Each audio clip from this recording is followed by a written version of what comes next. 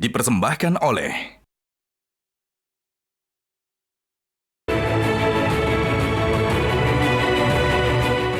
Ketemu lagi di Hot Room. Saya bertanya kepada lai kami Tagor Luban Turuan. Pertanyaan pertama, Bapak ayahnya Saint Lukas ya? Betul. Menurut Bapak, anak Anda bukan pelaku utama atau ikut membantu atau apa? Nah, iya, tidak ikut membantu. Salah satunya sesudah kejadian, Ya, saya itu dapat informasi. Ya. Dan saya hari Senin itu kan pulang. Ya. Biasanya anak saya di rumah. ya, Nah, saya telepon, dia nggak ada di rumah, ya kan? Jadi Ya. ya, di awal saya nemanin Dandi, dia berantem. Terus kamu ikut ngapain? Nggak ngapain, tapi saya disuruh saksi. Itu di awal, di persanggrahan. disuruh saksi oleh siapa? Oleh polisi di persanggrahan. Ya, Nah, itu disampaikan karena via telepon dia Ya. nggak di rumah. Lalu besok Selasanya itu saya belum pulang juga jam 10 ada telepon dari pihak Polres. Ya. Saya ditelepon dan saya tanya balik. Ya. Kok ada di Polres anak saya? Ada apa, Bu? Ada berantem temannya Sen. Ya. Loh, anak saya lakukan apa? Nggak ada, Pak. Hanya saksi doang. Jadi kita proses dulu. Nah, Ya. jadi Bapak besok hari Rabu datang. ya, Nah, pagi itu juga saya datang segera, jam 10.30 saya sampai di sana, dan saya tanyakan, kok anak saya lama buat saksi, kok nggak pulang? Saya bilang gitu, Pak, ini sampai sore, tunggu aja. Dan pada akhirnya Dan pada akhirnya kok jadi tersangka gitu. tersangka, bahkan pasalnya sama dengan Nah. Mario Dandi. Enggak, saya lihat tulisan di situ di pertama saya di Polres itu 76. Ya, Undang-Undang Perlindungan Anak. Iya. Ya, terus? Ya. Oh, sekarang jadi 355. Nah, itu nggak ngerti Jadi saya. aku mau tanya, ikatan apa antara anak Anda dengan Mario Dandi? Karena begini, kita tahu bahwa Mario Dandi adalah anak orang kaya. Apakah benar bahwa Bapak ini ya dari kalangan yang benar ya bekerja pas-pasan Ya. dari kalangan ekonomi lemah? Apakah Saint Lukas itu memang selama ini tergantung dari Mario Dandi atau gimana? Untuk pertemanan dengan Dendi perlu jelaskan di sini. Si Sen ini mengenal Dendi dari teman dekatnya. Ya. Terus teman dekat Sen ini, teman baiknya ini memang ada fotografer. Nah, jadi ada permintaan, adalah proyek itu. Apakah sering dikasih kerjaan, dapat duit atau apa? Bukan, jadi sesudah dikenalkan disitulah Sen mengenal Dandi ini. Oke. Nah, dan Sen itu cerita sama saya, ayah saya ada kenal baru, dikenalkan teman saya. Ya. Nah, dia minta foto, jadi anak orang kaya loh. Gitu. Oke, anak orang kaya. Jadi dia- apakah Bapak merasakan mentang-mentang saya dari keluarga miskin, kok anak saya berubah menjadi seolah-olah pelaku utama? Ada nggak perasaan begitu? Tentu ada perasaan itu, karena di perlakuan Sen pun, di TKP pun sudah terbukti tidak Yaitu melakukan apa? apa-apa.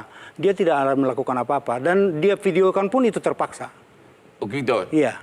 Oke, jadi Anda tetap tidak setuju pasal yang dituduhkan. Iya, tidak Pengacara dari Saint Lukas, Daniel Fridolin Sihombing lagi. Oke, Iya, Bang. gimana tanggapan Anda bahwa klien Anda Saint Lukas didakwa dengan pasal yang sama dengan Mario Dandi, walaupun dia mungkin penyertaan, tapi kan pasalnya itu seolah-olah ikut membantu, padahal masih ada pasal 531 kalau hanya menonton tidak membantu cuma 3 bulan penjara. Tanggapan Anda? Iya betul. Kami pada dasarnya juga sebenarnya sebelumnya kan kita juga ada kaget ya. Karena waktu di Polsek maupun di Polres itu kita dikenakannya pasal 76.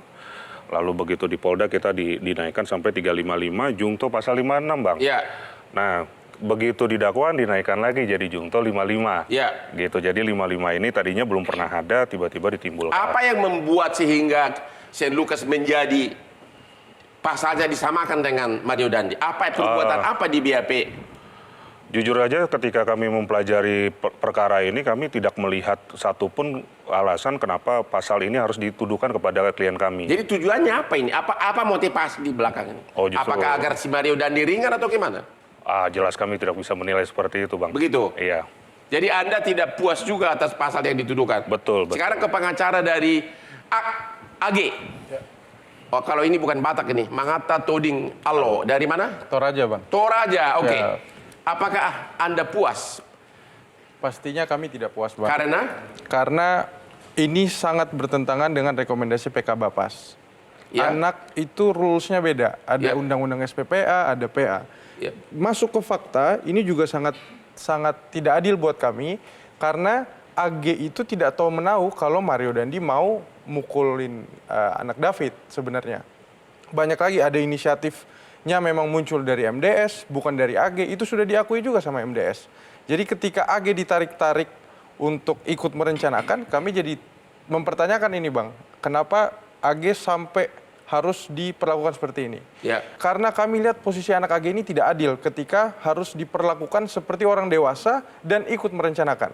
Jadi kami merasa hasil, bahkan Bang, ini juga kami harus sampaikan, di kasasi kemarin kami menyertakan ada 10 ahli pidana dari 10 universitas berbeda. Mengatakan apa? Mengatakan bahwa AG tidak pantas untuk dihukum lebih dari 2 tahun, Bang. Harusnya pasal berapa yang dikenakan menurut Harusnya ahli? hanya 76 aja, Bang. 76 Undang-Undang Perlindungan Anak. Ya, jadi 76 itu pun debatable. Ada ahli psikolog yang kita sudah datangkan sama Apsifor. Tapi kalau pasal 76 kan ikut membantu. Tapi yang kalau hanya menyaksikan tidak membantu ada pasal 531 KUH pidana cuma 3 bulan penjara. Iya, 76 kenapa kami singgung? Karena itu awalnya yang didakwakan, Bang. Dimasukkan di dalam BAP. Iya. Jadi kami, kalau 76 kita bisa debat di situ. Ahli psikolog bahkan Apsifor yang dari polisi sendiri sudah menyatakan AG tidak bersepakat dengan tindakan ini. AG tidak bersepakat sehingga tidak pantas didakwakan pasal yang sama dengan pelaku utama. Oke, apakah Mario itu mendapat perlakuan istimewa dalam segala hal? Saya nggak mau komentar lebih itu. Kenapa biar tidak mau? Masyarakat yang menilai, Bang. Anda kan harusnya protes karena itu kan klien Anda. Pastinya, karena begini Bang, saya mau komentarnya justru hal lain. Kami melihat AG ini korban, bahkan anak David juga korban, dari perkara percintaan yang sebenarnya belum selesai. Ya. Jadi ada saksi APA ini yang sampai detik ini kami juga... Percintaan antara siapa dengan siapa? MDS dan APA juga, Bang. Jadi itu sudah terbukti bahwa di bukti forensik chat itu terlihat mereka masih berhubungan. Antara Mario Dandi dengan pacar lama? Dengan APA ini. Dan AG... Maksud kamu pacaran dengan APA, pacaran juga dengan AG? Mereka berhubungan, tapi AG tidak diakui sama MDS di chat itu, Bang, sebagai pacarnya. Menurut temuan Anda, dua-duanya dipacari. Jangan ngikutin gaya Hotman dong, gimana sih? Enggak dong, Bang. Kan saya lawyer juga, Bang. Ya makanya, maksud saya, apakah memang waktu itu dipacari 2 sekaligus? Saya nggak tahu statusnya, Bang, karena saya nggak dengar mereka pacaran apa tidak. Cuma berhubungannya mereka ada kontak-kontakan. Tapi klien Anda AG pacaran dengan Kalau Mario Dandi? itu waktu itu iya. Pacaran? Waktu itu iya, Bang. Oke, Melissa gimana ini? Pendapat dari dua ini, ya, dia mengatakan tidak merencanakan, dia mengatakan tidak ada sel mewah, dia mengatakan tidak ada perlakuan istimewa, ya, dia mengatakan bahwa Sen bukan pelaku utama, sama juga. Anda kuasa hukum dari korban?